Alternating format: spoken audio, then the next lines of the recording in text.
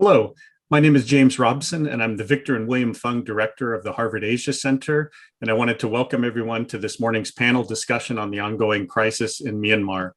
This event is co-sponsored by the International Human Rights Clinic at the Harvard Law School and also the Harvard University Asia Center. I'd first like to give a word of thanks to Tyler Giannini and Emily Ray for their assistance in bringing together today's speakers. And I should mention this is also the third event on Myanmar that the Asia Center has done since the election last November, and then the coverage of the coup on February 1st. So we'll continue to keep our eye and attention on Myanmar, and we have some other future panels and events planned that will be coming up throughout the summer and into the fall. So today's discussion, which is entitled "The Myanmar Puzzle: Thinking Through Sanctions and Support," is going to be focused on a few key questions about how the international community can support people on the ground through targeted sanctions, arms embargoes, and the redirection of aid funding in Myanmar. And we're very fortunate to be joined by three specialists who work in this area. And what I'll be doing is introducing all of them first in the order in which they'll be speaking, and then we'll proceed to their opening comments and then to a discussion that will follow after they give their opening remarks. So our first speaker is Mo Thuzar, who is a Ph.D. candidate in the History Department in the Faculty of Arts and Social Sciences at the National University of Singapore. And Mo is pursuing her Ph.D. Studies while she's affiliated to the Institute of Southeast Asian Studies and the Yusof Ishak Institute, where she has undertaken research activities related to the study of the Association of Southeast Asian Nations, ASEAN, as well as Myanmar, and has written extensively on both of these topics. Previously, Mo headed the Human Development Unit at the ASEAN Secretariat in Jakarta, coordinating ASEAN cooperation in labor, youth, social welfare, education, women's affairs, poverty reduction, and rural development, health, and civil service matters. A former diplomat, she is researching Burma's Cold War external relations from 1948 to 1988 for her PhD dissertation.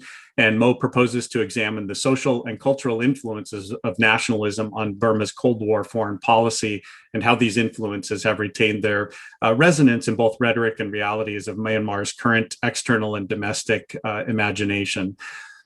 So thank you for joining us, Mo. The second speaker will be Ambassador Kelley Currie, who is an adjunct senior fellow with the Indo-Pacific Security Project at the Center for a New American Security. Currie previously served as U.S. Ambassador at Large for Global Women's Issues and the U.S. Representative at the United Nations Commission on the Status of Women. Prior to her appointment, she led the Department of State's Office of Global Criminal Justice in 2019 and served under Ambassador Nikki Haley as the United States representative to the UN Economic and Social Council and alternative representative to the UN General Assembly from 2017 to 2018. Throughout her career in foreign policy, Ambassador Currie has specialized in human rights, political reform, development, and humanitarian issues with a focus on the Asia-Pacific region.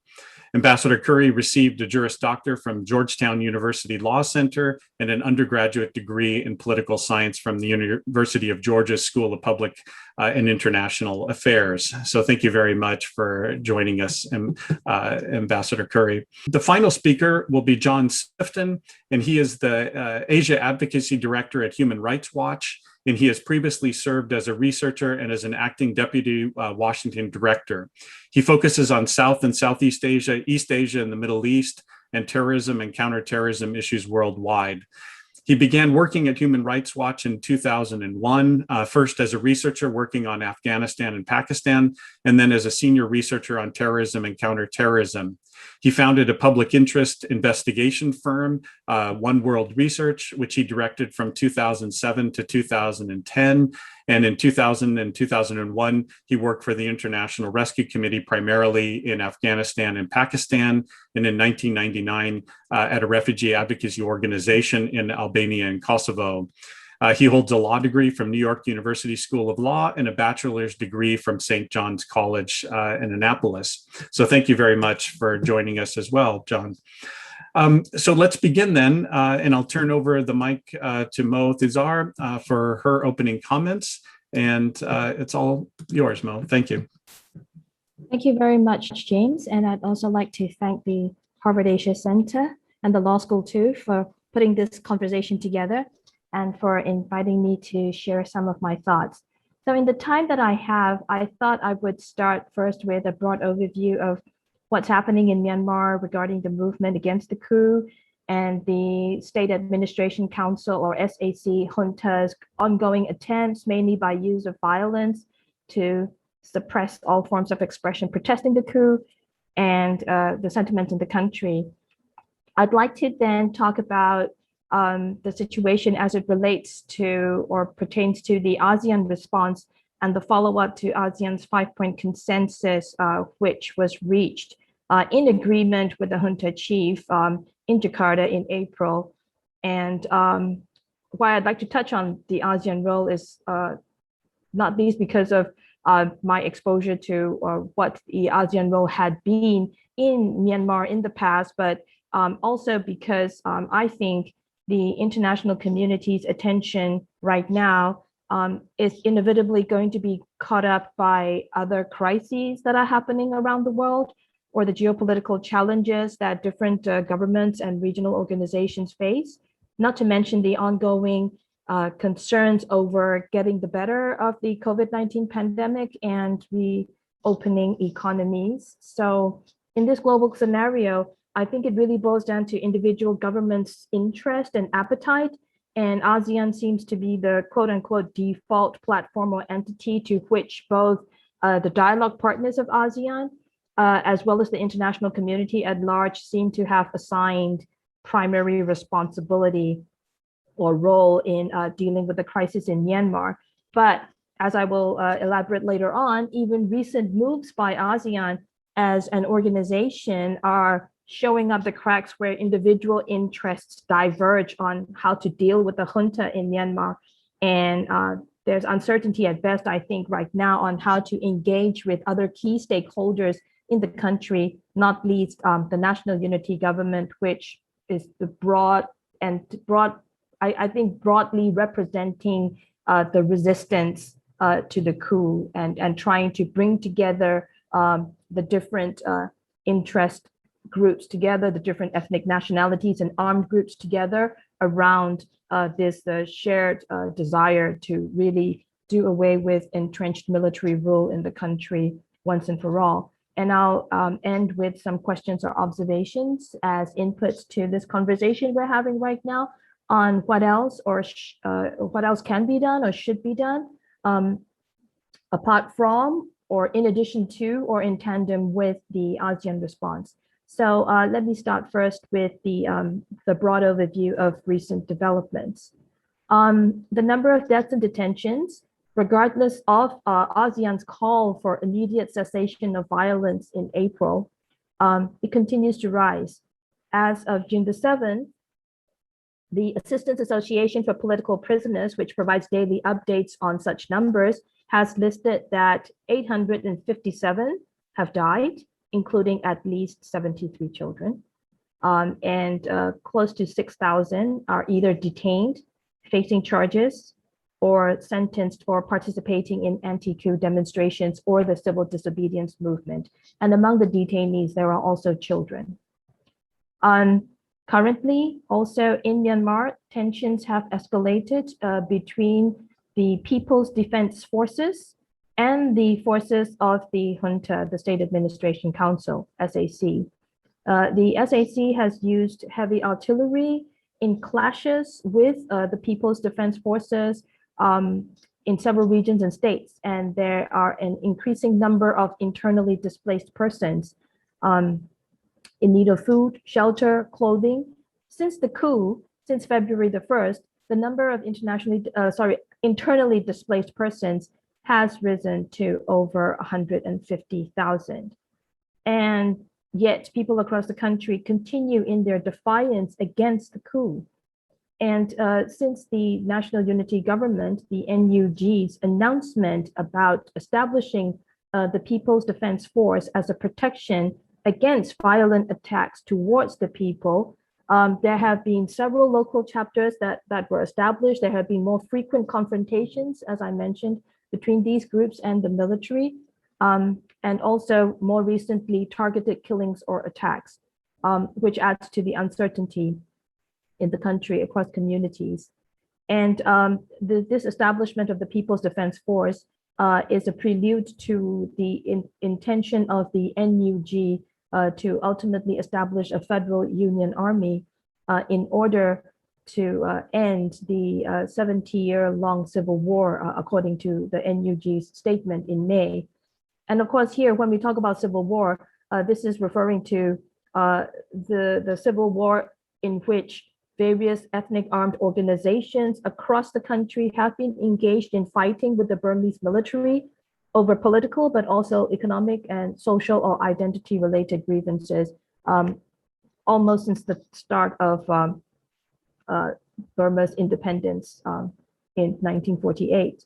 So there are these clashes, these armed clashes, people, I think, taking up arms in frustration and in anger against the continued killings, detentions, and overall brutal crackdowns.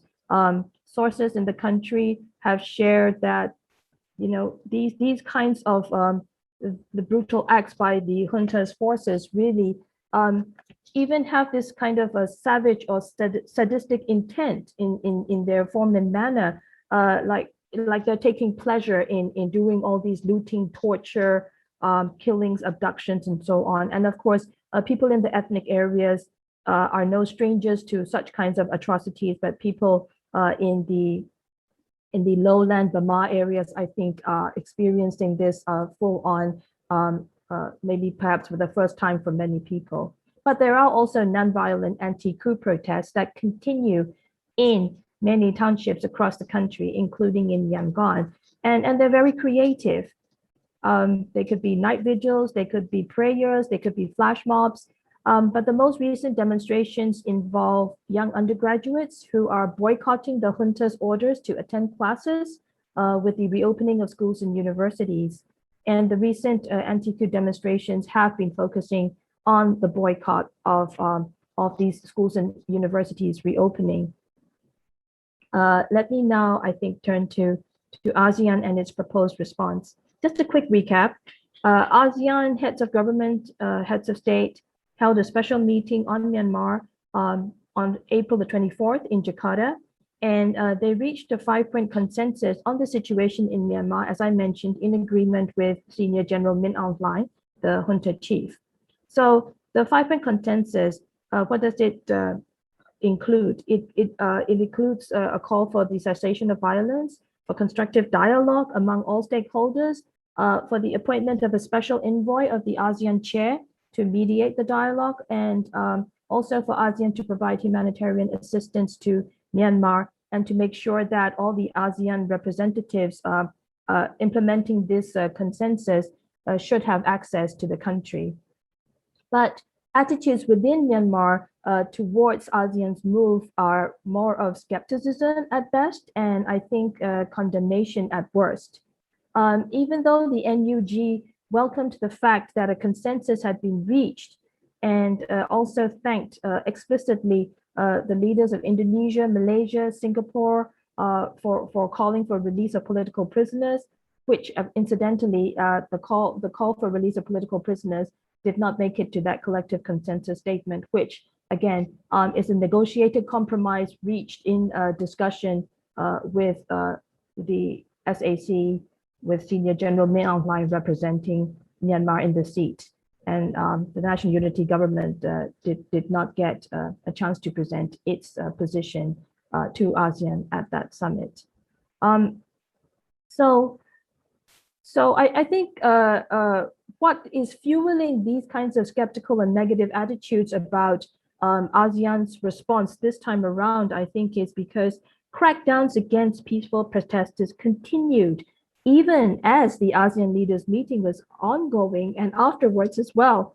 And so even though the junta has kind of, I guess, decreased the killings, I think what's worrying is that the number of airstrikes by the military have increased in the areas where the ethnic armed organizations are fighting the military, as well as the number of arrests and detentions since that ASEAN meeting in April. So the call for immediate cessation of violence seems to have no impact at all. And a few days after that, the meeting, I think the Office of the Commander-in-Chief also released a press statement in response to the five-point consensus, stating that the military would consider the constructive suggestions by ASEAN once the situation is stable. And it also highlighted that the current priority is the maintenance of law and order. So, I think for me, and, never have I seen, backtracking of such a nature, setting conditions as to how the consensus would be implemented. Contrast this with the National Unity Government's Prime Minister issuing a statement, which basically, I think, asked for the NUG to be consulted on the mission and mandate of the ASEAN envoy, and also reminding that humanitarian assistance would not solve the root cause of the crisis in Myanmar. But even recently, I think the NUG seems to have rejected the possibility of talks with the military. So I don't think the two sides are any closer to dialogue right now. And this presents, of course, a challenge for what ASEAN would like to do under the framework of the five-point consensus, which is to try and bring about some kind of constructive dialogue. The prevailing view, I think, is that any kind of peaceful negotiation with the SAC junta is unacceptable in light of all these crimes committed by the military. And of course, the recent visit to Myanmar by the second foreign minister of Brunei in his capacity as this year's ASEAN chair, accompanied by the ASEAN Secretary General. The visit was to follow up on the five-point consensus, but they met only with Senior General Min Aung Hlaing. They did not seek meetings or conversations with other stakeholders, including the NUG. And I think this visit has compounded the outrage that several people in Myanmar are feeling. Several of the communities, the protesters, stakeholders are feeling with regard to ASEAN's move earlier to block the draft resolution that was proposed to be tabled at the forthcoming United Nations General Assembly over language in that draft pertaining to calling for an arms embargo. So the reasons that ASEAN has provided that of making this move collectively, I think really highlight the concern by the regional grouping collectively as a whole that the military might make things difficult for ASEAN to get things going in Myanmar. So, effectively, the junta is holding the whole process hostage, in my view. And this is in addition to the junta already holding millions of people in the country hostage. So I think all of this is going to affect further follow-up that ASEAN wants to do, including the appointment of the ASEAN envoy and all the respective mission and mandate of the members. And the plight of the people of Myanmar still continues to be desperate. So I'd just like to end with some thoughts as we all try to find practical ways to help the Myanmar people through this crisis.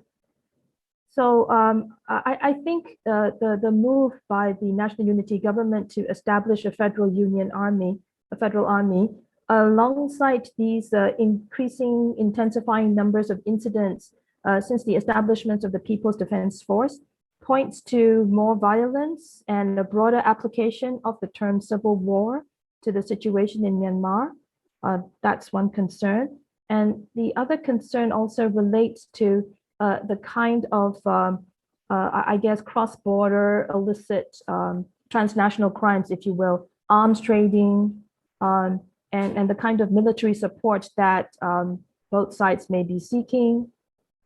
And I mentioned the internally displaced persons earlier on. The numbers of these internally displaced persons within the country, refugees seeking shelter on either the border with Thailand or with India, the numbers are likely to increase, and that will only add to, I think, the kind of the looming health and humanitarian crisis on top of the human rights crisis that Myanmar is facing. So, how can we help? I mean, there are already a lot of movements by the Burmese communities overseas, and also with the concerned citizens of various countries around the region and the world to help the civil disobedience movement participants.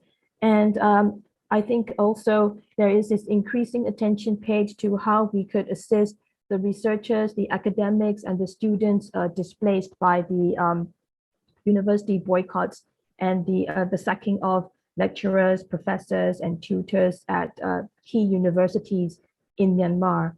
I think working with ASEAN, I think that's a possibility for humanitarian assistance, because I think that's what ASEAN probably can facilitate.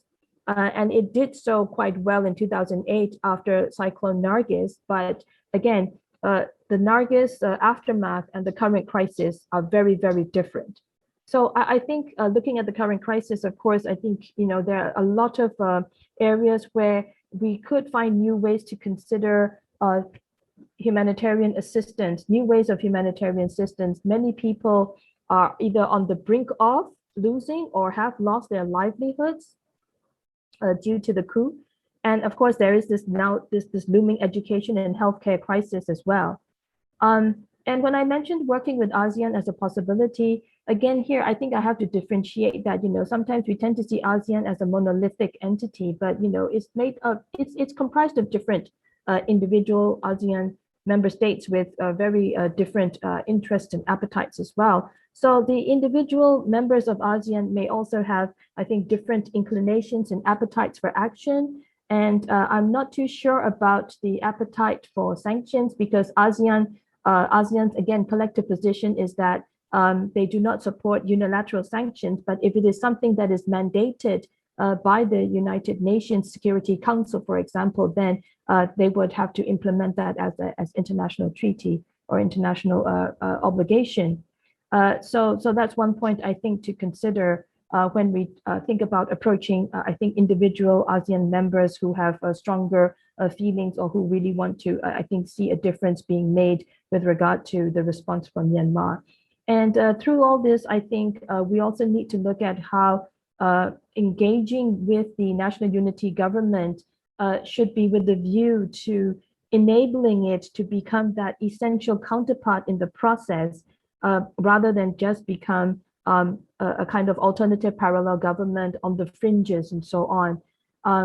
Overall, ASEAN has not collectively engaged the national unity government. Certain ASEAN member states have been in touch with and are in touch with the NUG.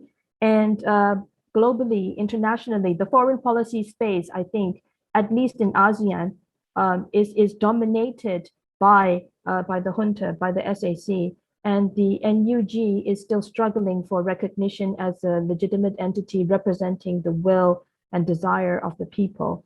So I think these are points I think that we could consider going forward. And I'm happy to continue discussing this when we have the general discussion later on. I apologize if I've gone over time. That's okay. Great. Thank you so much, Mo. That was a really helpful kind of big picture overview, introduction, and raising some of the key issues, particularly related to the role of ASEAN in all of this, which is quite interesting and complicated. So thank you very much. I'm sure we'll return to some of those questions. I'd now like to turn things over to Ambassador Kelley Currie for her opening remarks. Thank you. Thank you so much, James, and thank you to our friends at Harvard, at the Asia Center, and at the Human Rights Law Clinic for co-organizing this important discussion.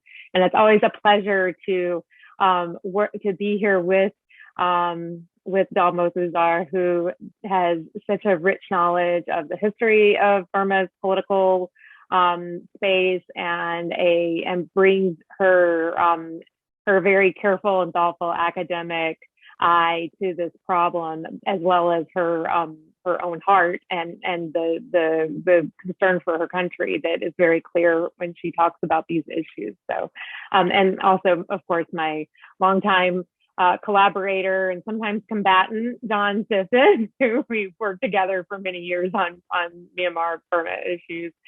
So I think I just want to tee off on some of the things that both Thuzar talked about, and maybe look at them from a slightly different perspective from that of the international, a little more maybe Washington-based or international or UN-based kind of angle on some of those issues, because I think it is critical to understand why the UN has defaulted to ASEAN. It's part of a broader trend within the United Nations to try to empower regional organizations as a normative exercise, and that is something that is actually there. Both General Assembly mandates and Security Council mandates that indicate that the UN should really work with and work through, to the extent possible, regional organizations.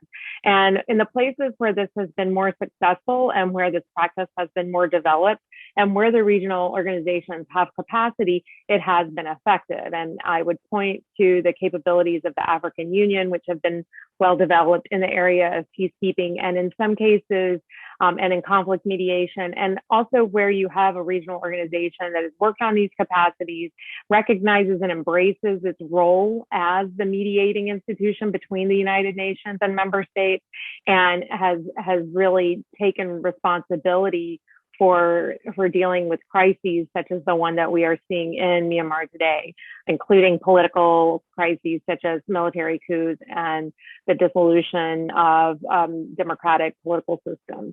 And we just recently saw this, for instance, with Mali, which experienced a military coup being suspended essentially from the African Union before even the Security Council had done anything. And really, this is where the system works properly.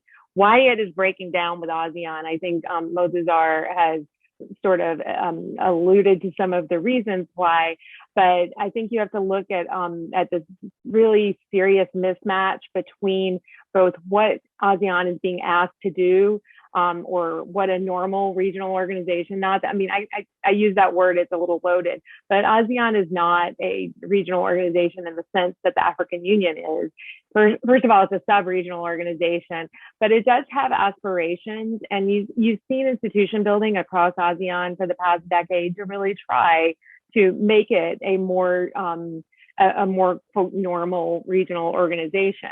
And you've seen ASEAN do things with the expectation that they were trying to achieve these aspirations, such as creation of the ASEAN Intergovernmental Commission on Human Rights, because they did, I think in large part, ICHR was created because, ASEAN was looking around going, okay, what do regional organizations, what are they supposed to do? And what are they supposed to have? And they're like, oh, they have a human rights mechanism, so we'll create a human rights mechanism. It was really hard because human rights are so inherently political and deal with domestic political issues. And so there's a huge tension between something like creation of a Human Rights Council or Human Rights Commission within ASEAN and ASEAN's founding and fundamental principles of non-interference in the domestic political affairs of its members. And so this non-interference issue is at the crux of why ASEAN is ineffective as a regional organization in dealing with issues of international peace and security when they spill and issues such as the crisis in Myanmar. And so I think you really have to kind of see this tension playing out across ASEAN and within the member states discussions around Myanmar. And so I think we are really at an inflection point for ASEAN where it really has to decide what kind of regional organization it's going to be. Is it going to default back to its limited role as an economic and kind of just gathering place for, talk shop, if you will, for the sub-regional countries? Or is it going to really take the next step, which will be difficult for them to do, on towards being what I jokingly, and I get a lot of grief from my ASEAN friends over, like, to be a big boy regional organization, a grown-up regional organization that actually takes on meaningful responsibilities. So this is, I think, a really big test for ASEAN, and so far they're not doing very well with it. And again, I think you have to go back to this mismatch between aspirations and capabilities that exist within ASEAN, and then the UN. Because the UN's looking at ASEAN and asking it to do things that I think many people in the UN know that ASEAN is not really capable of doing. And so in some cases, yeah, maybe it's a punt and an effort to fob off responsibilities onto a regional organization. But I think that, I think there's a mix of reasons. The UN itself is not monolithic, and you have different schools and different communities within the UN that have different agendas here. A lot of this is due to the ineffectiveness and the deep division within the Security Council as well. And so you have two veto wielding members of the permanent members of the Security Council that are very comfortable with ASEAN's non-interference because they practice that at the Security Council level and believe that as a matter of state doctrine in the case of China and Russia. And the ongoing struggles within the Security Council over what the appropriate role of the council is when you have a situation like this. You can see what's happened in Syria, Libya, Yemen, in other places where there's been internal armed conflict that has spilled over, that has had spillover effects into other countries, but is fundamentally a civil war or of a political nature. And China and ASEAN and China and Russia have very clearly staked out that these are internal matters, that they should not be on the Security Council's agenda, and that the Security Council's writ should be specifically limited almost to when a country asks it to get involved, or when there is such a clear case that you can't deny it. And so you do have this major problem within the Security Council. To the extent that the General Assembly has tried to pick up the slack on that, it's been very, there have been a lot of activities. I would say there's been a lot of motion, but not a lot of progress.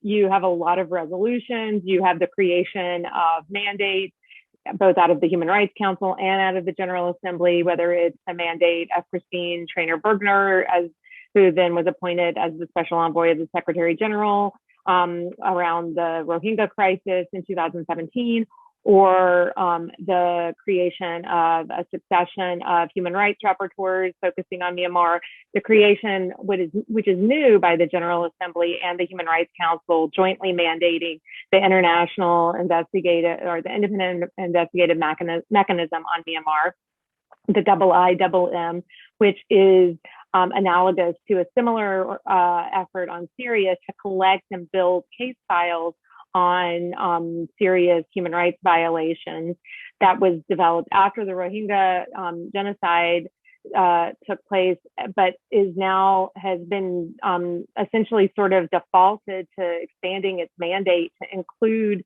activities that have taken place since February 1st as part of the coup, and is collecting evidence and building case files there too. So you have mechanisms that existed largely because of Myanmar's history of problems with human rights abuses, and of course the culmination of that in the August 2017 attacks on the Rohingya and the crimes against humanity and genocide committed there in Rakhine State. And so you do have a lot of mechanisms that were already in existence and at the UN level, but we still have not been able to get the Security Council to get past its deadlock, its internal deadlock. So you have very ineffective UN mechanisms. And so again, continuing to default and kick the problem over to ASEAN makes it is in some ways it's an easy way out for the UN to deflect its own responsibilities here. But increasingly, it's becoming obvious how poorly suited ASEAN is to the task. And so it leaves us with not a lot of great choices unless ASEAN is willing to take that next step. And I think that this is why you end up with this kind of disjointed response that breaks down across regional, and I would even say ideological lines, where you have Western countries such as the United States and Europe using sanctions capabilities that they have to try to put pressure on the junta, and so you have from the United States, the UK, Canada, and the EU a succession of moves that they have taken to reinstate sanctions in many cases, because most of these entities had sanctions before 2012, 2016 in place. And so it's been, I wouldn't say easy, it's been relatively easy for them to kind of default back to that position.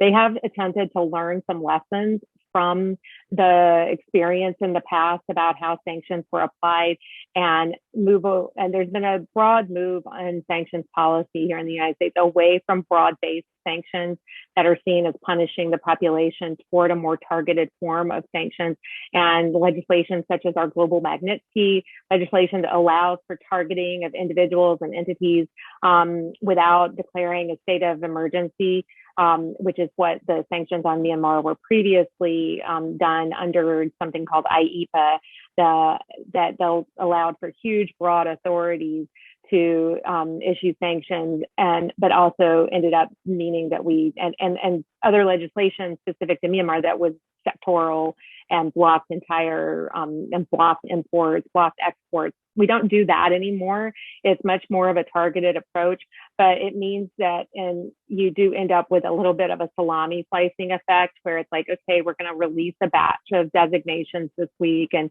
designate 10 entities and designate 10 individuals, and so it does tend to seem more incremental in that respect, which is intentional, but it can also make it look piecemeal and not necessarily so effective.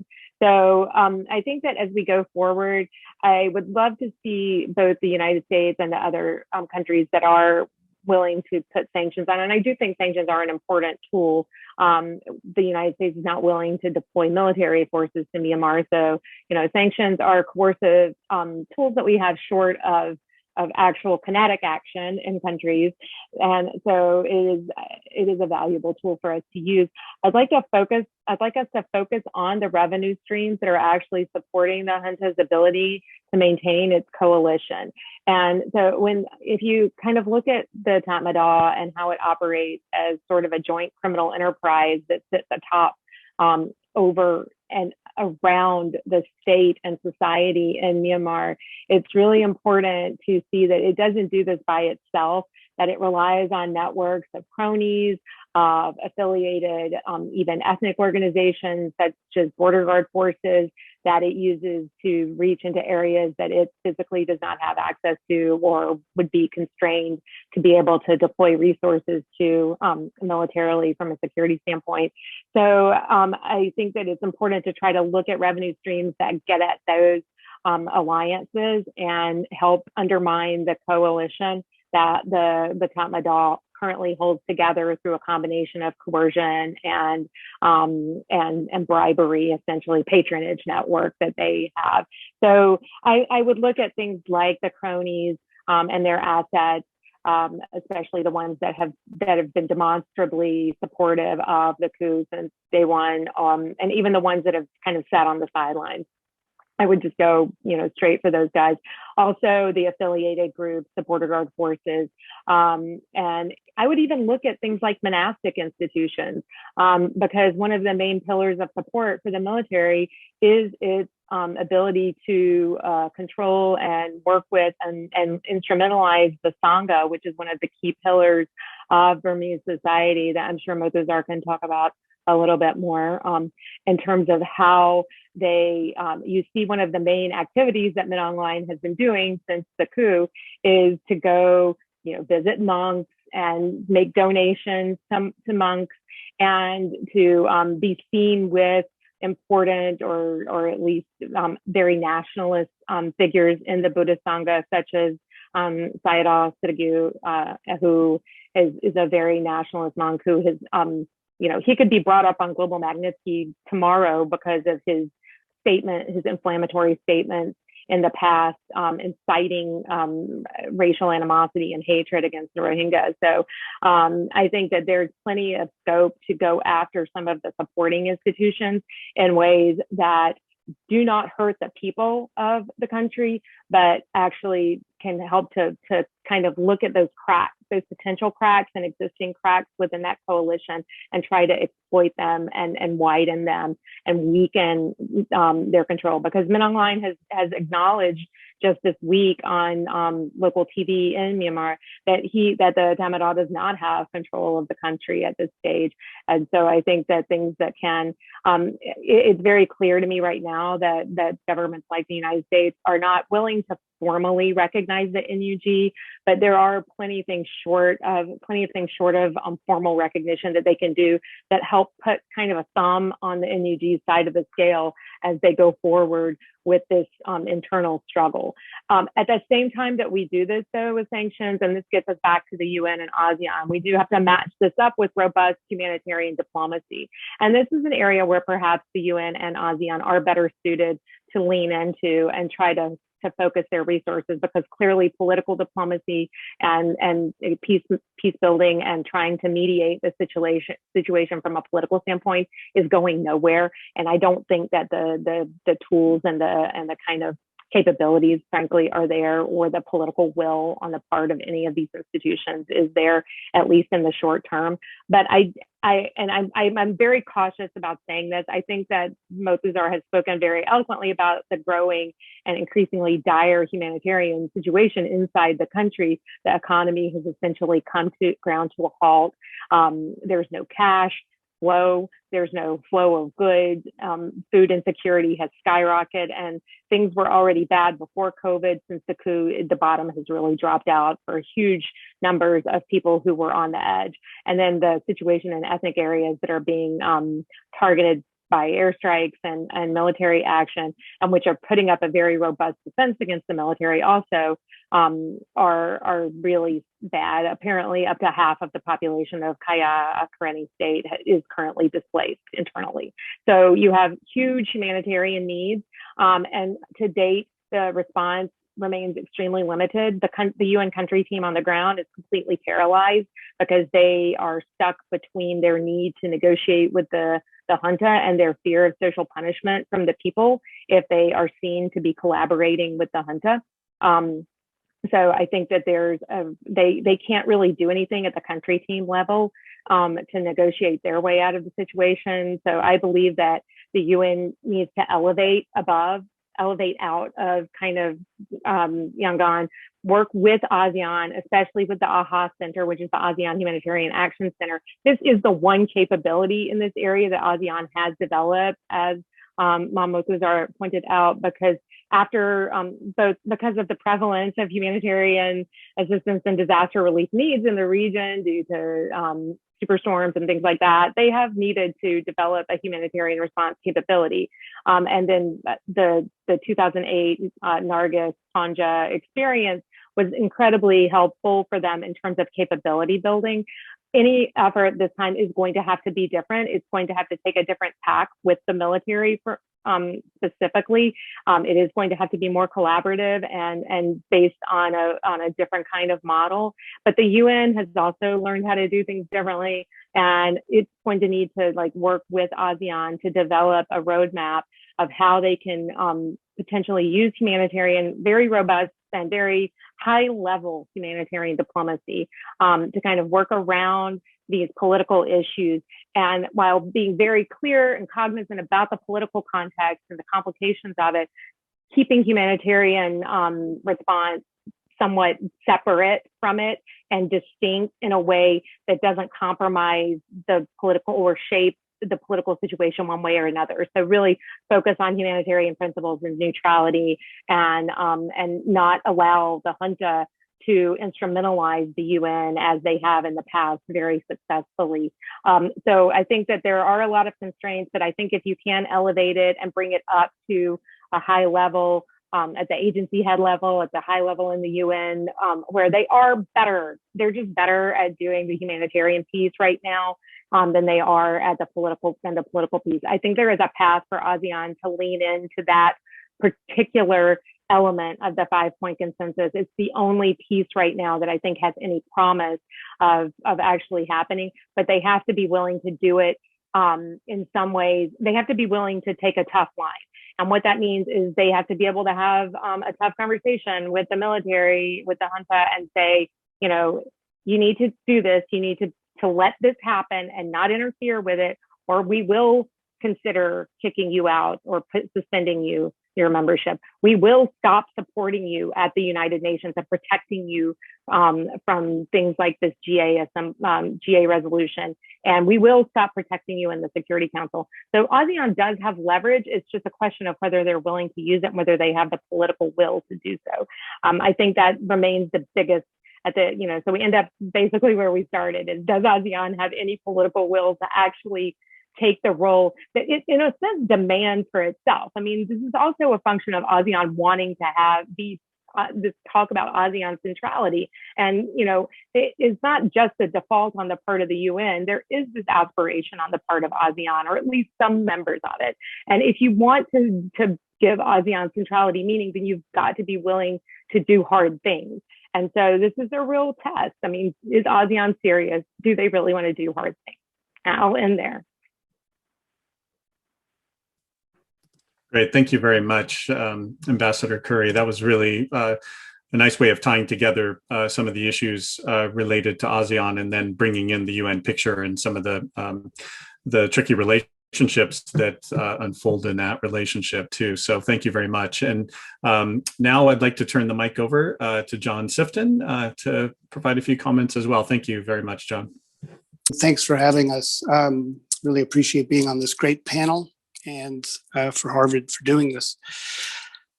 I can't add much to the framework, so I'm just going to talk about some of the details and how they work in action. There's been a lot of discussion about tougher, more adversarial sanctions methods. That would be sanctions, arms embargoes, and discussion at the United Nations level about international justice.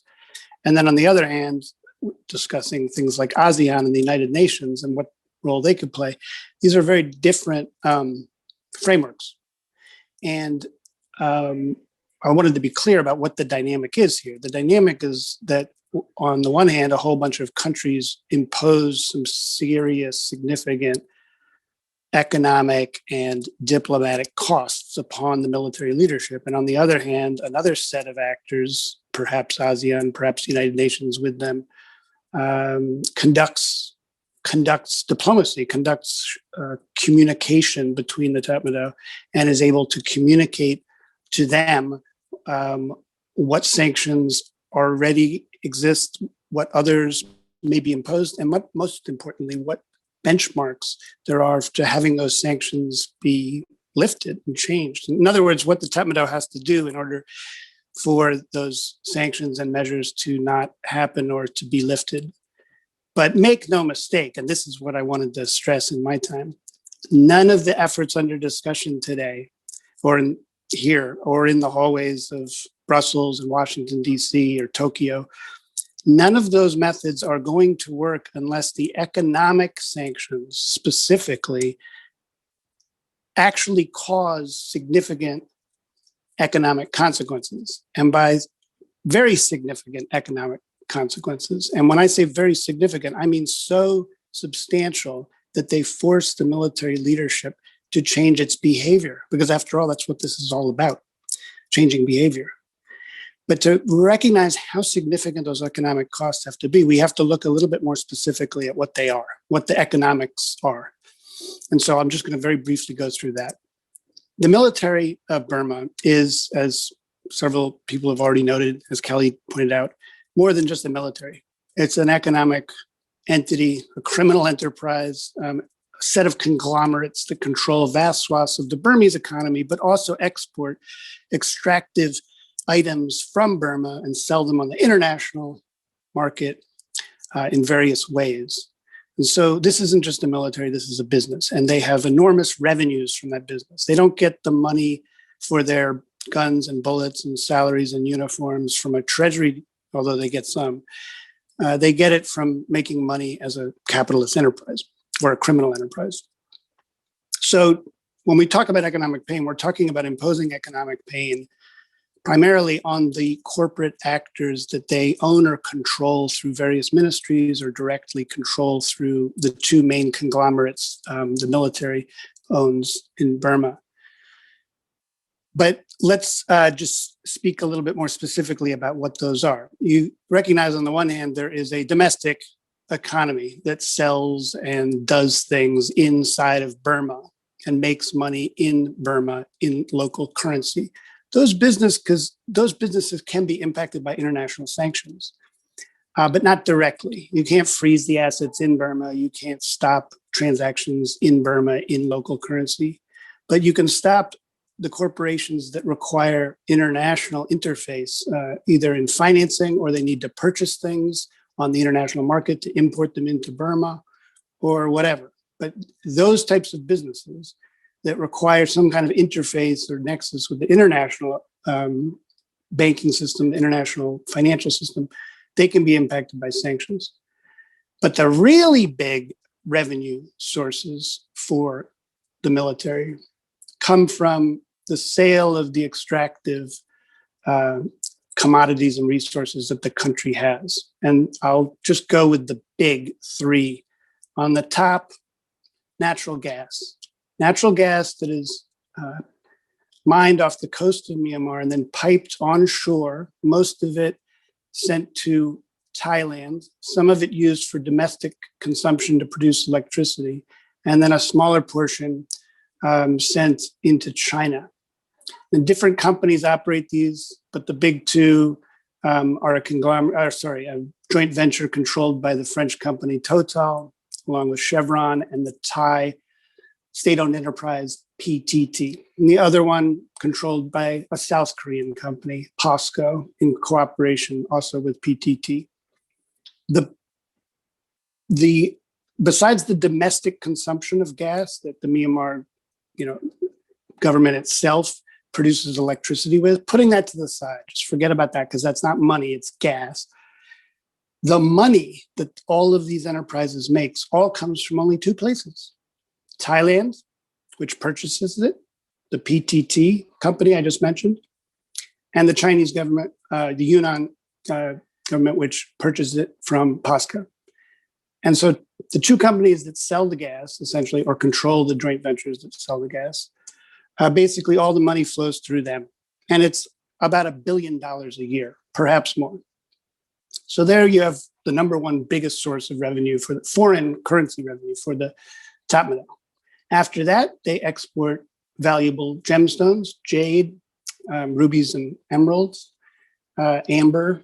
They export timber, and in particular, a very valuable timber, teak, which is quite valuable compared to ordinary timber. You could compare it is to regular wood what gold is to regular metals.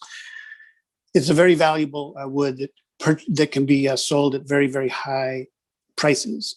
It's a little bit harder to seize these revenues because they the purchases and the transactions are often done by far less well-known companies through far less well-known financial institutions or banks, and they're not done pursuant to a set contract, which you know everything about it. We know everything about gas revenue because it's all in a contract and it's all above board, so to speak.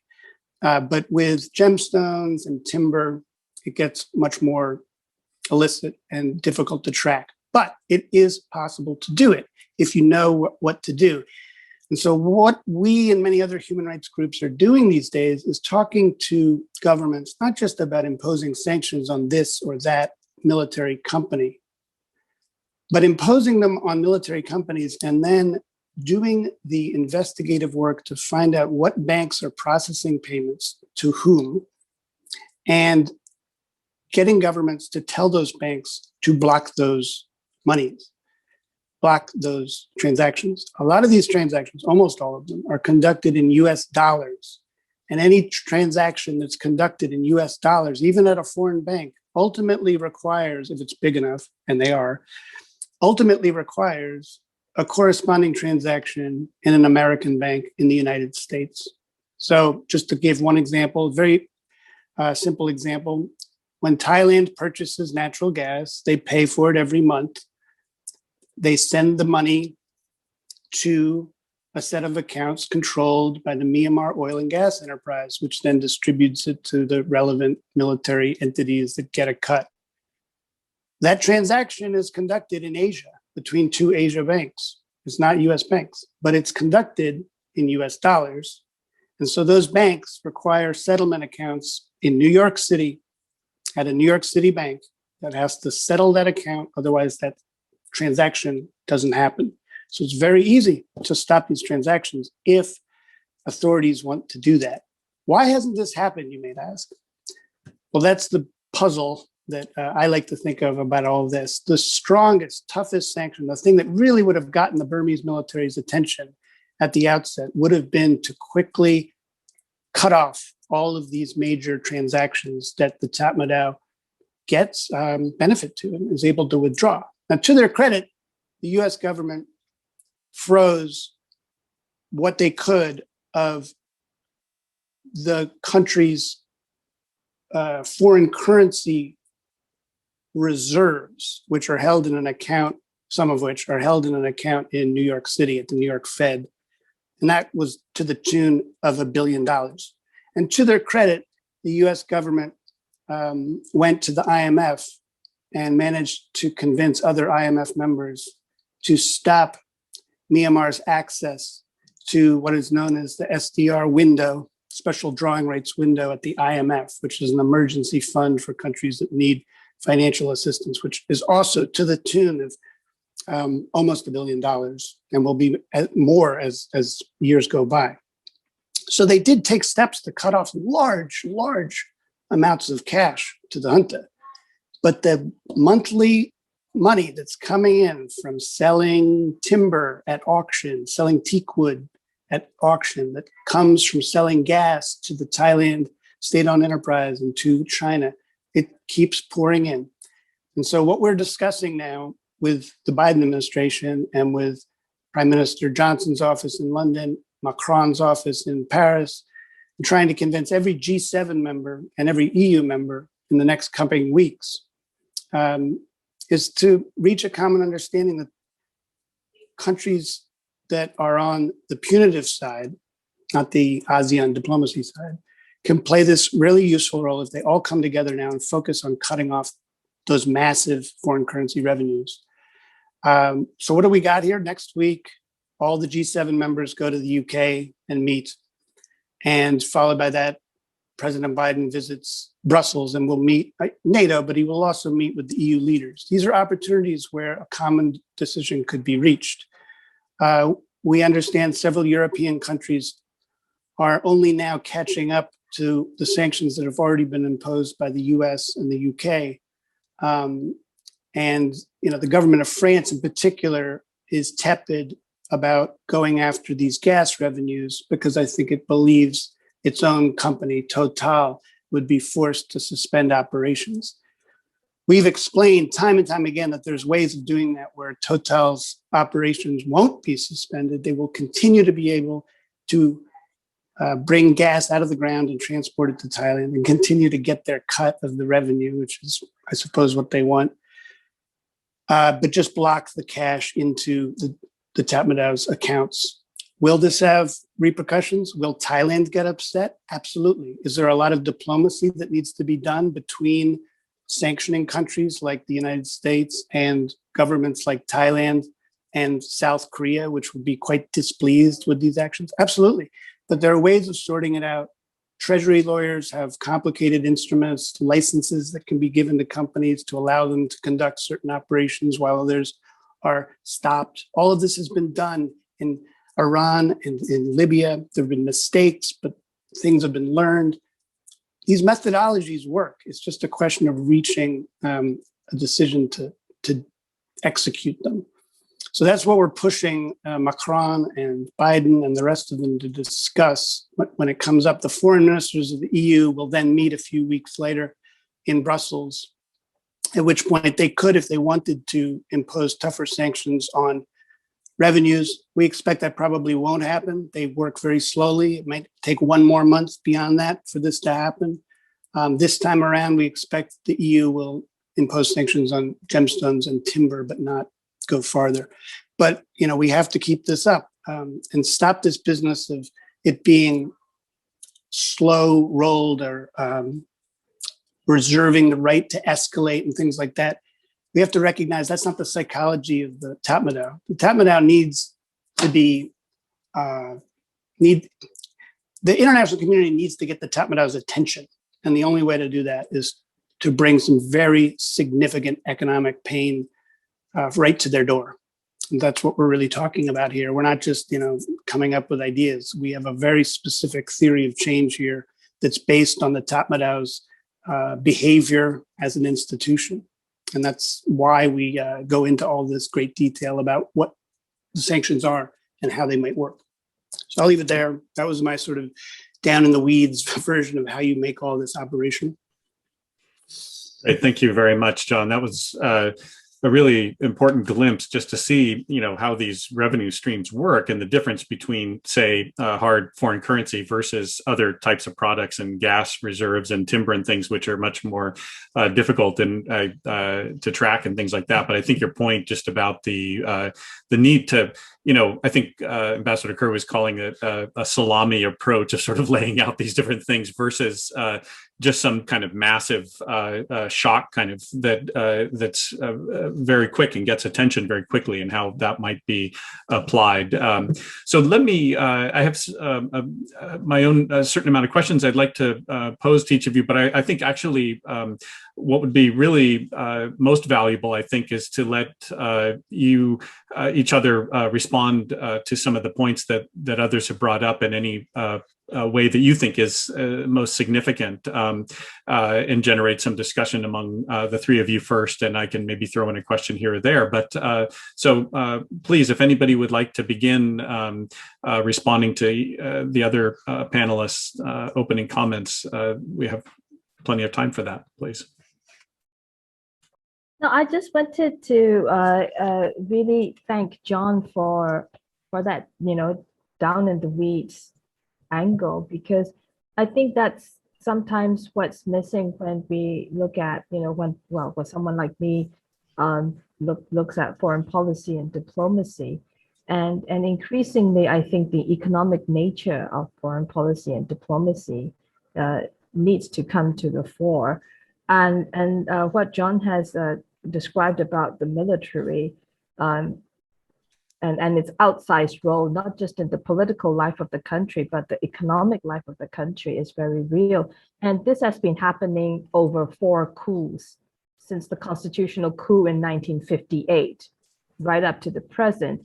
And what the military has been consistently doing since then was really to privilege itself above everyone else and every other organization or entity in the country. And this is the state that we are in now. And I think this is the kind of intervention that the people in Myanmar also probably need to know more about. To actually, I think those who are doing advocacy and awareness efforts also probably need to unpack this a bit more, because the overall sentiments and attitudes in the country really are calling for interventions like the responsibility to protect, R2P.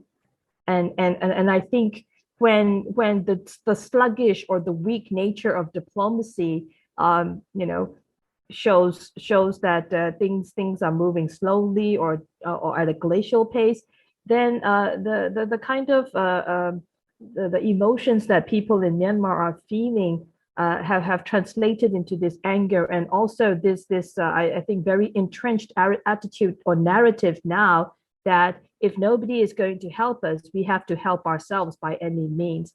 So I think for all those of us, like people from think tanks or even the civil society community out there who are doing advocacy from different aspects on Myanmar, I think really need to highlight about points that John has raised about hitting the thumb where it hurts the most, and hitting them. I think there of course, I mean, on the diplomacy front, there's always that quote unquote legitimacy, credibility issue. But then I think we're looking at a military that is so inured to use their own words, to use their own quote, walking with few friends. I think this is where I think it's important to highlight that there are other means rather than the kind of intervention, boots on the ground, confrontation that I think, well, understandably, the anger is there in Myanmar. When you are, faced with brutal repression, I think the kind of response, escalating that response, I mean, even if we may not agree with it, I think we can understand why people are doing that. But I think that they also, the bigger picture, I think, is also useful to it. So thank you, John, for raising those. I just wanted to say that in my rambling way.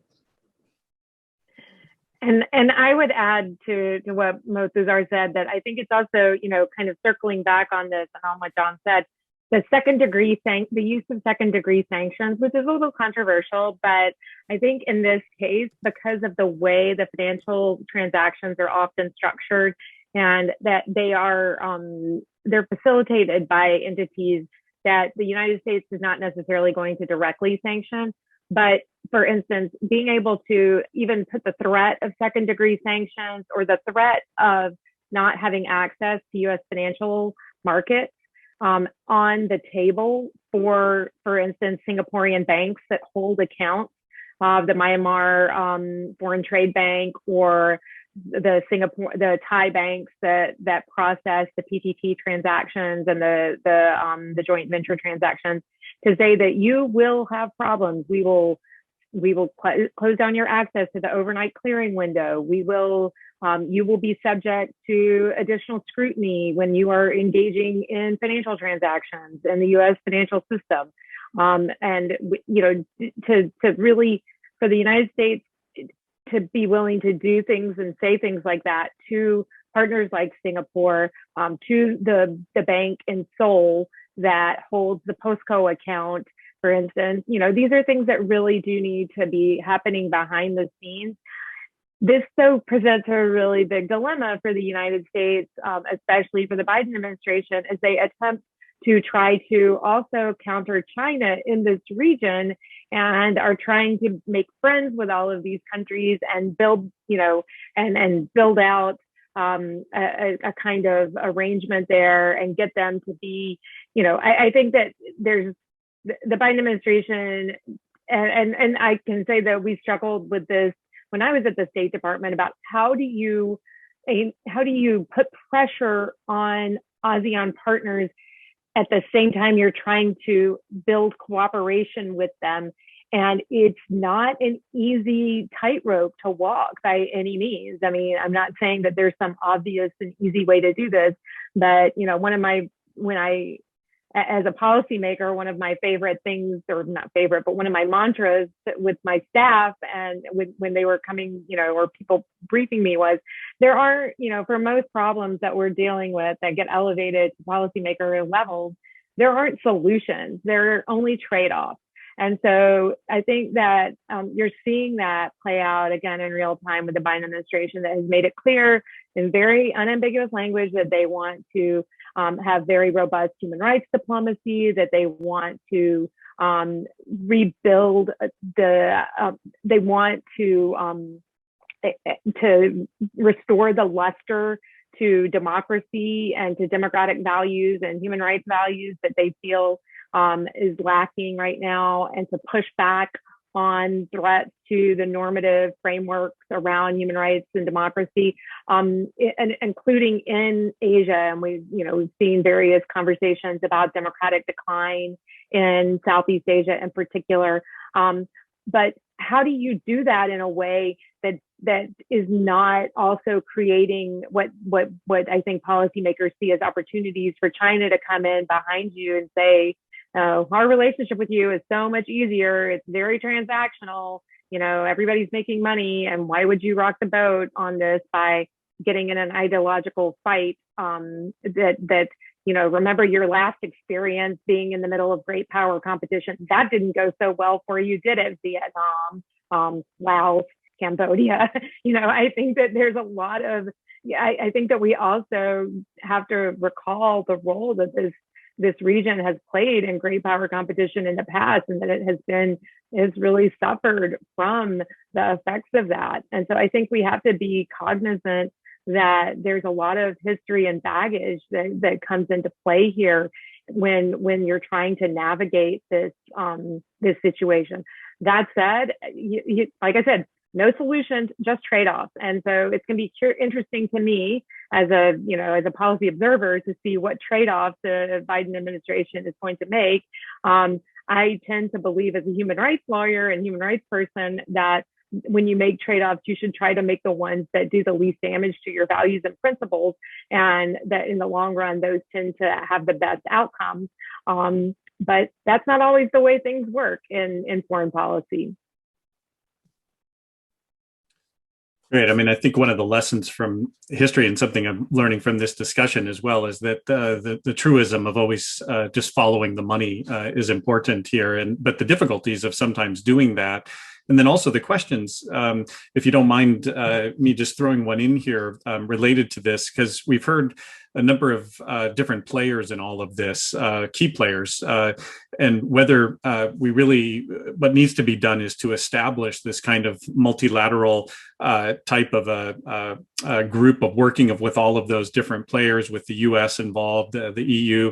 We have a number of France, different players in Asia, South Korea, obviously, with its company that John was mentioning. And I would also I'm not sure how big of a player it is, but it seems to me Japan might be involved here as well with some of its stakes. I think Toyota and Kirin are also deeply invested in Myanmar as well. And so, how much of this needs to be, again, if there's no real solution, we're dealing with trade-offs, as Ambassador Currie was mentioning, can some of this be done, by the US working, in its own capacity and trying to lead on this? Or is this one of those situations where one is trying to build up those alliances first before the action can get done? I mean, I was really struck by John's point about how many of these, anything done in US dollar transactions is really happening in New York City. And therefore there is a kind of trigger point there or place where one can actually put that pressure on. And it seems, if I'm not mistaken, that the US could actually do that. It has the right to do that in those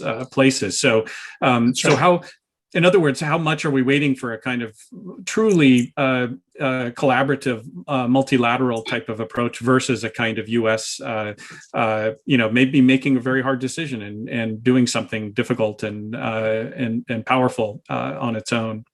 So, well, look, I mean, obviously, first and foremost, we are a human rights organization, and that's our frame. And so the Biden administration should do the right thing and act on its own if it can't get multilateral action. But I am not naive, and I know what's going on here. President Trump ran roughshod over Brussels, and EU leaders are extraordinarily traumatized by that.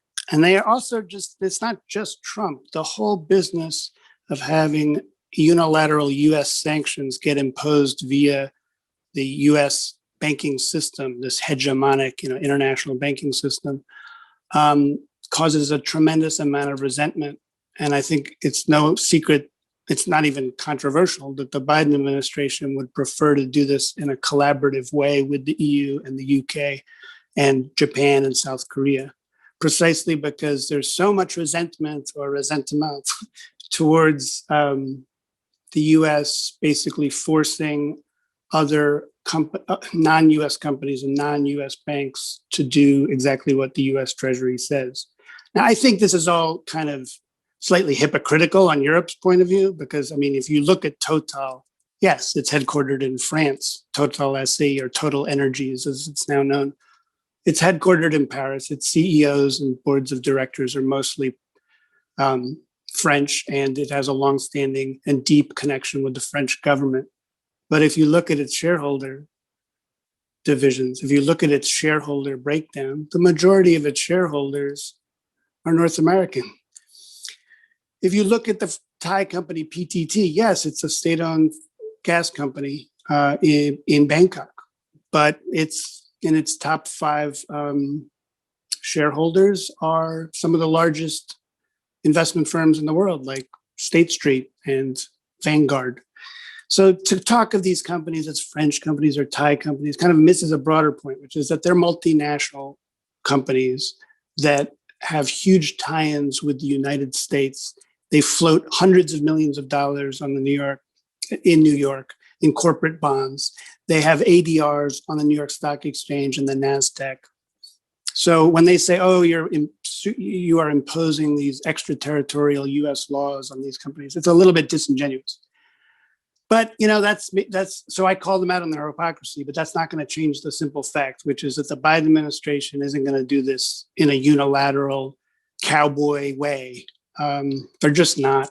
And that's unfortunate, but that's the way we got to do things. The good news, I think, is that President Macron of France and the other EU members, they're not like going to go to the mat. They're not going to die on a hill to stop sanctions on gas revenues and other tougher sanctions. It's just going to take time to get them there. Now, unfortunately, that's time that the people of Myanmar don't have.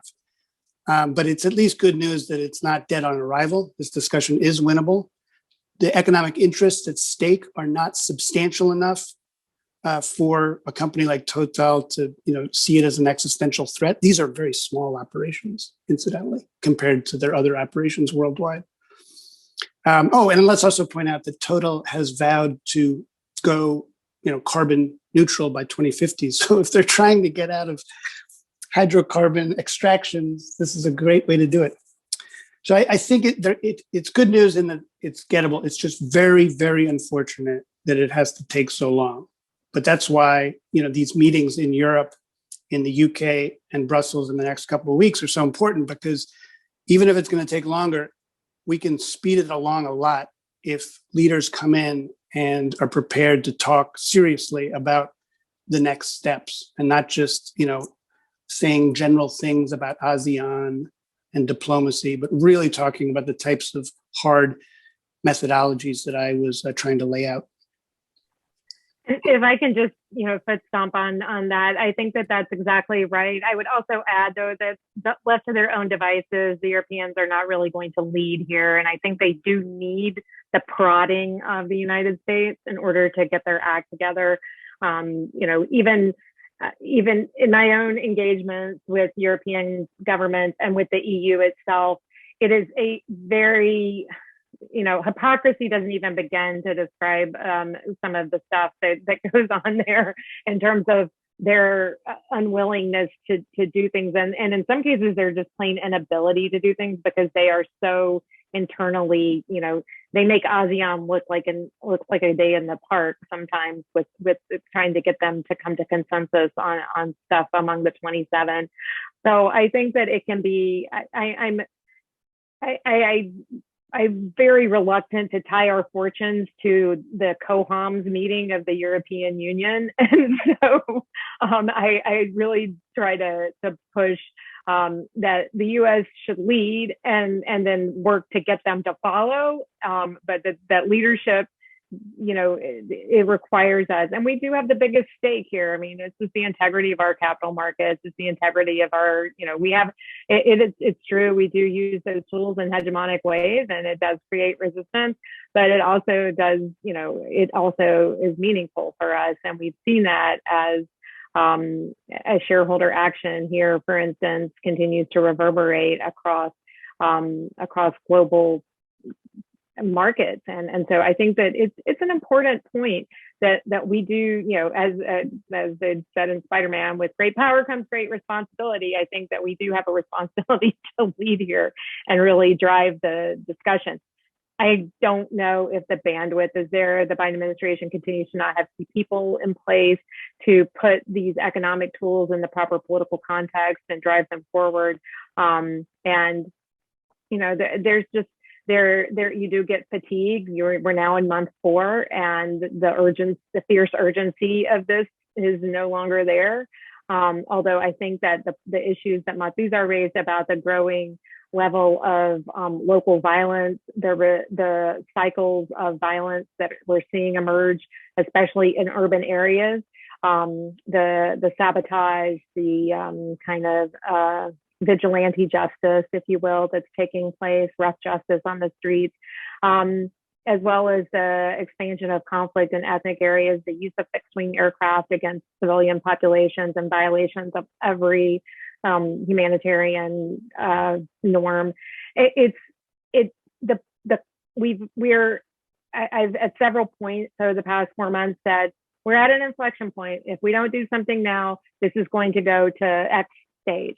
We've now hit that stage, and now I'm like, we're at another inflection point where if we don't make, don't, as John said, we don't do something to kind of throw a circuit breaker into the situation, it's just going to keep spiraling down to the next level of kind of violence and state collapse and state failure. So I think that we do need to engage in some circuit breakers. We need to think about these things as circuit breakers that can help kind of arrest the situation, maybe not improve it, but at least keep it from getting worse so that it can create some space. Because I think Thuzar's right. There's no situation right now that I can envision where the NUG will engage with the SAC, and vice versa. The SAC they've declared each other terrorist organizations.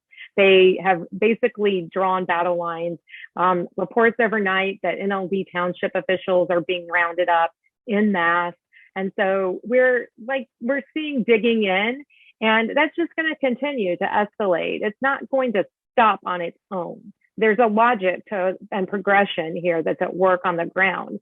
And the international community can just continue to deliberately and slowly kind of roll out one thing after another, or we can really try to make an effort, a big push in the next few weeks or months to try to arrest the situation and create space for alternate futures. Because right now the future is one where the situation continues to just degrade and get worse. And whether that glide path looks like this or like that, it's still downward. Yeah, one of the challenges when you're dealing with multinational brands and different things like that, companies and these big corporations, is when you're they're in these very obscure kind of holding companies and other acronyms, and that don't have the same kind of public face that a lot of people would be familiar with necessarily. I mean, some of them massive, like Chevron or something, but even though their stakes in Myanmar may be rather small, as John was saying, some of those revenue streams for the top Topmada are quite substantial, it seems. So one wonders if there's a way, rather than just focusing for them on the economic stakes that those companies have there, of what the hit for them might be of public image based on continuing these practices. So, but that it's a tricky one as well, just in terms of how those can be effective on a kind of global stage to put enough pressure on them to say, well, it's really not worth it anymore because of the kind of public image hit that they might take from that. So. I think that, I actually think that we're at a point where a lot of the things that are going on right now is dealing with some of the mechanical issues of getting the sanctions right and doing it in a way that captures the revenue stream and blocks it from the junta, but doesn't necessarily damage the companies and their operations any more than is necessary to achieve that goal. And so again, part of this is, I think right now, why it's taking some time. And I'm not usually one to give the Department of Treasury Office of Foreign Assets Control the benefit of the doubt, as John will tell you. But I think in this particular case, there are some mechanical issues they are trying to resolve. I do think that there does continue to need to be pressure to get it done, because if they want to do something, they'll figure it out pretty quickly if they're being told, get it done. I've seen them move very quickly when they get a memo from the White House that says, where are these sanctions?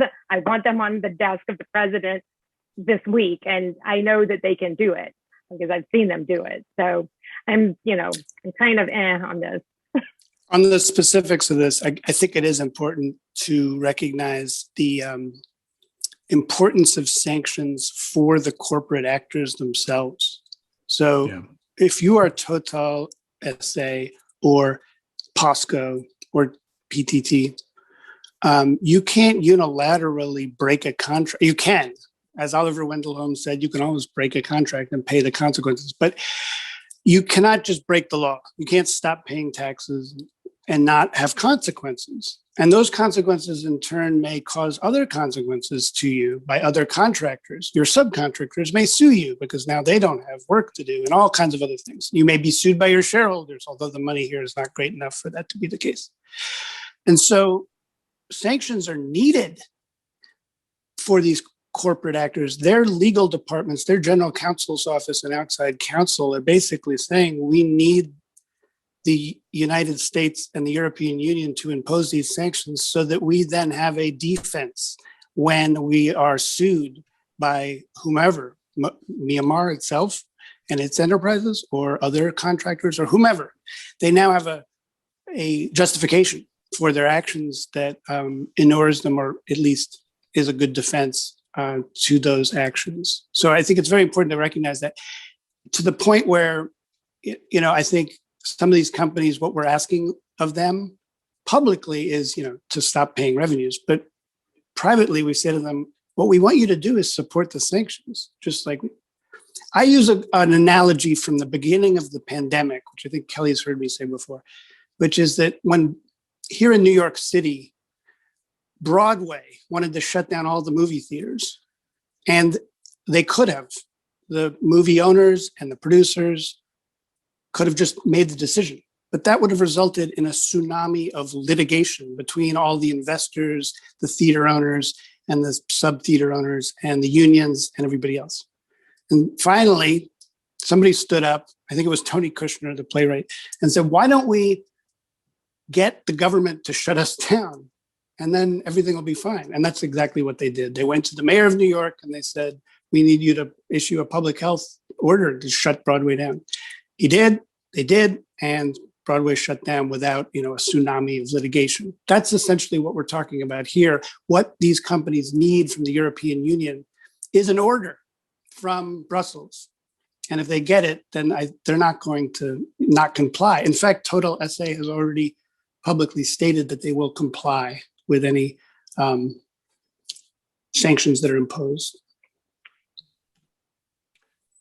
If it's okay, I'd like to, this has been really a useful discussion on the sanctions and the international kind of pressure that can be put on. I'd like to go back, if it's okay with everyone, back to a point that Thuzar brought up, which was not just the controlling of funding going into the military and support of their operations and all of that, but the other equally important issue, which is related to the real humanitarian situation on the ground in Myanmar and the need to actually still get in resources into Myanmar from the international community to support things like healthcare, education, other pandemic-related things, rebuilding, all those complicated things. So how, in other words, this seems to me to be another one of these kind of tricky questions of how organizations can work and remain outside of working only with the military junta or other entities that might be seen as problematic. I mean, so in other words, how does one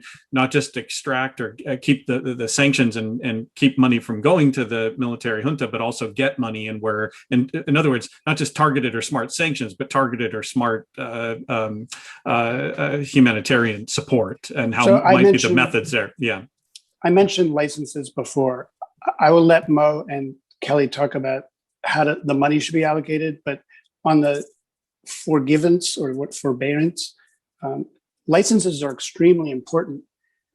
Licenses need to be crafted and then communicated by financial authorities to relevant actors about what they can do, the money they can send, the institutions they can utilize to send money, because risk compliance firms and banks often err on the side of caution, and you do see legitimate economic and humanitarian and developmental operations get impacted when sanctions are over-enforced by institutions that are attempting to be compliant. So in the case of Iran, we wrote a whole report about this, asking the Treasury Department to be more communicative about what's allowed and what isn't allowed, and also instruct humanitarian actors and health workers and help them basically offer the same way that the Commerce Department helps exporters export goods. They have a whole office in the Commerce Department that's set up to help US exporters export things to other countries. Same thing for Treasury. Treasury should essentially have huge amounts of resources put towards helping and communicating to humanitarian development actors how they can do their work without getting in trouble. I think one of the challenges there, though, is, and I ran a small NGO, and I, was sending funds into Burma before the sanctions were lifted in 2016, and we were able to send money in without too much problem. The bank would flag the transaction on this end, and then we would, they would send us an email. I would respond, this is what it's for. This is the humanitarian exception that it falls under, blah, blah, blah. And the transaction would go to Burma. The problem right now, though, is on the Burmese side that the banking system has essentially collapsed. And so because there is currently no Burmese bank that has a correspondent banking relationship with a United States financial institution.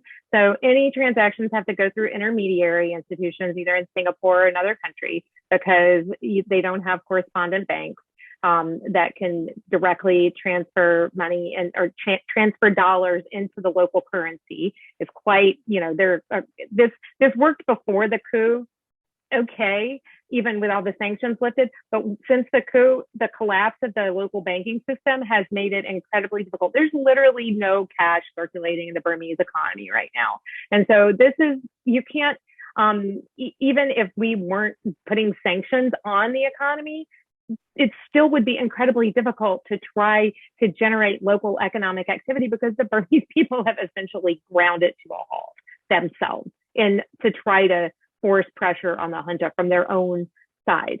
That's why there's a need that's why you have to elevate out of the current situation with humanitarian response. You can't rely, for instance, on the UN country team that is very large and present on the ground in Burma and has a lot of activities that they've been doing over the past decades, but they're frozen too.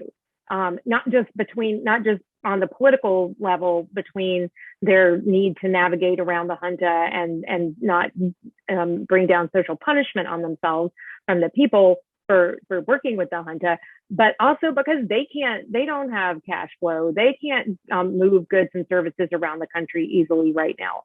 It's a real, so you do need external, I'm not usually a big fan of importing food aid. It's not best practices in humanitarian response and hasn't been forever.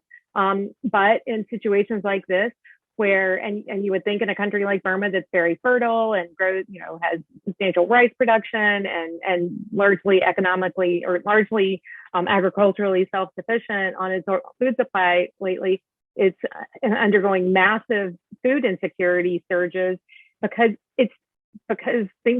nothing's working. The economy is literally shut down. And so you do need a humanitarian corridor that can bring in food and get it to those who need it.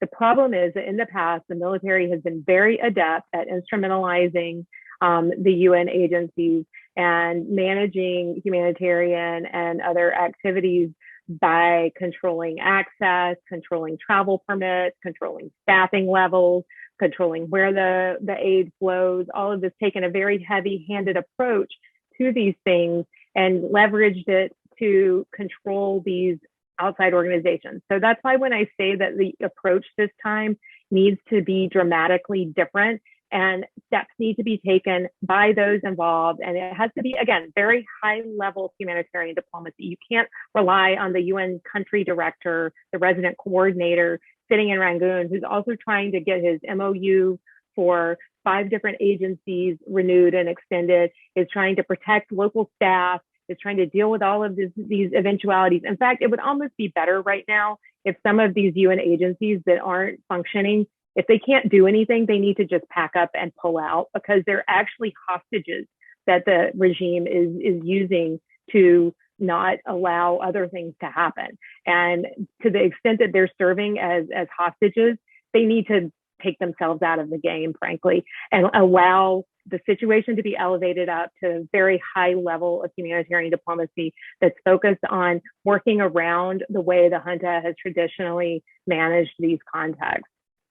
We began with Mo with the opening comment, so I'd like to give you the opportunity, Mo, to we'll be sort of reaching, I think, the end of our time here pretty soon, but I want to make sure that we have an ample amount of time for you to respond as well. And so you can sort of use these as some kind of closing comments as well, or final thoughts that you might have in addition to the specific thing. So take it away, Mo.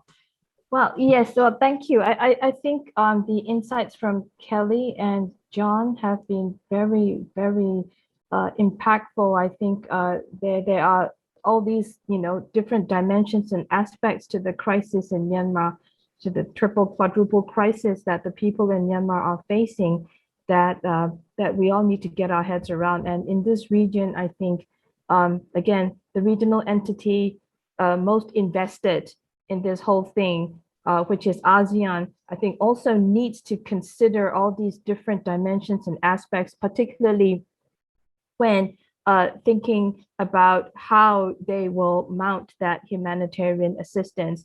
Because anything under the ASEAN facilitated or coordinated mechanism involves some kind of, discussion, dialogue, or having the military, which is effectively asserting its control or its whole,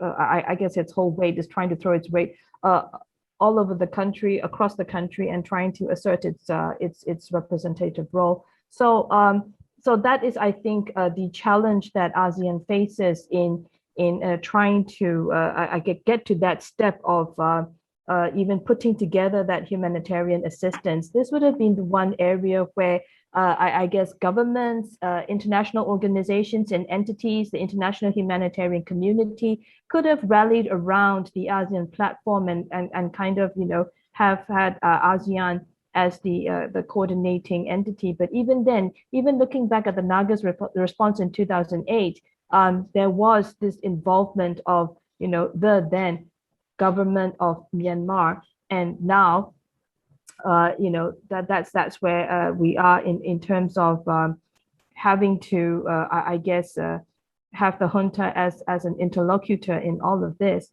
So the situation right now, I think in the country really is also one where it's, in addition to that, the banking and financial sector crisis that Kelley has highlighted, it's reverted back to the bad old days of socialism, where the economy has become just so, I think, localized and also very cash-based because of this, euphemistically used term that the junta uses, cash withdrawal situation. It's basically, nobody's using money in circulation.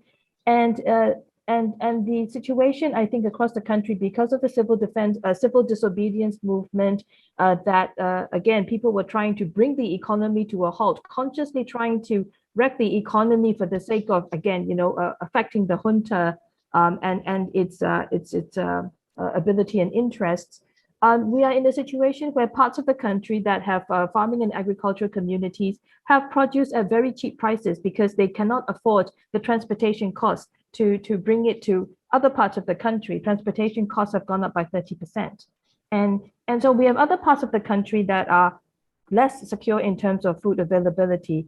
And we have internally displaced populations where they are in need of food, shelter, and emergency medical assistance, and all the other range of humanitarian assistance as well. So how do we, get the assistance to these people? There don't seem to be any good workable options right now, rather than, go into this managed conflict situation and work through or work somehow with entities that somehow are still able to operate legally, because many of the civil society organizations that have been identified as supporting the civil disobedience movement have been either, they've had their whole teams either arrested, detained, interrogated, or the junta has basically gone after these organizations. So it is a difficult situation also for I think the civil society organizations who want to do humanitarian assistance and delivery. And I think another dimension to that is, of course, now along, I think, the border with Thailand, there are a lot of displaced persons, people in the quote unquote liberated areas that are taking training from the ethnic armed organizations, as well as the refugee flows, those fleeing the conflict between the ethnic armed organizations and the military over into Thailand. So we might see another type of the humanitarian slash NGO space that sprung up in Thailand in the aftermath of the 1988 military coup. So, I mean, how do we then, look at that and maybe manage that, coordinate that, engage with that type of emerging humanitarian space? And how will the Thai government view that? Thailand itself, I think, is in this situation where they are also under a military government, and the two commanders-in-chief of Thailand and Myanmar are also in quite close cooperation. So is this kind of, I think, a scenario where is it going to be a managed conflict type of situation where we have to somehow still have the military as an interlocutor of sorts?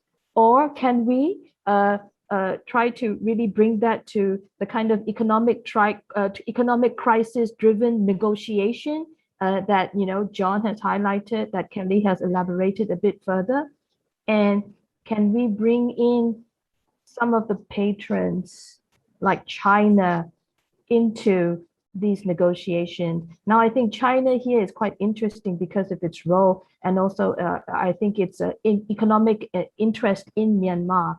So can we highlight that, it's not in China's economic interest to keep on, I think, supporting or propping up the junta. In fact, I think before all this happened, I think China's preference was to go with the civilian government. They had a good kind of, I think, pragmatic relationship going on at the working level, even with Aung San Suu Kyi and the whole NLD government structure. So I think both China's attitude and ASEAN's attitude in this kind of crisis-driven negotiations, looking at the economy, I think it's something worth exploring. Again, the ASEAN mediated type of negotiation, I think we've already discussed the kind of limitations to that, but nevertheless, I think this is still something that ASEAN needs to push forward. But in all of this, I think the sentiments of the people of Myanmar are paramount, and the sentiments right now are one of desperation, one where I think people are just, hoping against hope and have, and keeping faith in their own ability. So it's really how I think we help the people of Myanmar in reaching that kind of solution that they need. I'm sorry to have taken so much time, but okay, in this type of what seems to be like an intractable type of situation, there are really no good options. And so I think we really need a mix of what John has highlighted, what Kelley has highlighted, and perhaps with all its shortcomings, see what the kind of regional diplomacy mechanisms can do, which also means the international community and international partners need to put some kind of pressure on ASEAN as well in trying to get a breakthrough in Myanmar. I'll stop there. Great. Thank you very much, Mo. Wonderful way to wrap things up here. And I also just wanted to, first of all, thank you and Kelley and John for taking the time out this morning to carry on this really important conversation. It's going to be an interesting few days and week leading up to the G7 on the 11th through the 13th in the UK. And just finally, I would like to say, I think, Kelley mentioned a little bit earlier, this issue of a kind of lack of attention over time. We're 4 months out from the coup. And this came up in one of the earlier panels we did on the coup. And I think one of the activists in Myanmar was really pointing out this kind of attenuating attention that can happen over time, or even a fatigue, I think you called it, Kelley. And so we made a commitment at the Asia Center, and also working with Tyler as well, that we would try to keep our programming and keep some attention on Myanmar and keep this discussion active, so that we can at least keep an eye on things and also make sure that we're addressing things as they come up. And so that's really been the goal of this morning as well. And we really appreciate you all contributing your expertise and also taking the time to share it with everybody today. So thank you very much. It's been a pleasure speaking to everyone, and hopefully we'll see you all again. Thank you. Thank you.